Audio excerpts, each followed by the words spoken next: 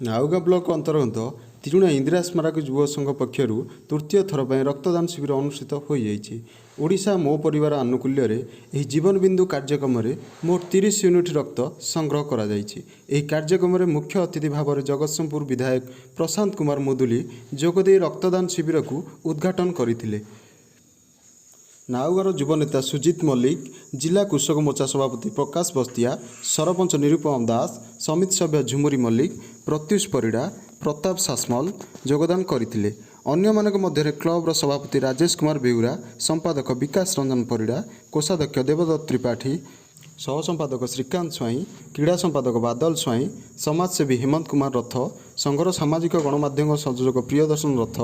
ऋषिकेश बेउरा, शिवानंद नायक, तापस मल्लिक, समाजसेवी दीप्ति रंजन पति, विज्ञान मिल श्याम प्रमुख उपस्थित रही कार्य को संपादन करथिले।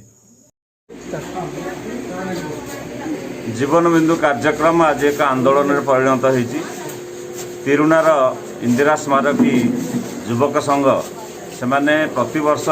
ये सामाजिक कार्यक्रम करती एवं आज मो ओडिशा परिवार तरफ आज इंदिरा स्मारकी युवक संघर बंधु माने जो आयोजन करते रक्तदान शिविर चली आम आशा करुचु ये उद्यम तांकर आहरी आगू जाऊ एवं आम जिले जेते आवश्यकता अच्छी ब्लडर ताको आमर भाई माने आमर पिला माने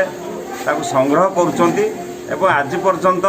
माननीय मुख्यमंत्री नवीन पट्टनायक जो आह्वान था गोटाए जड़े भी कहीं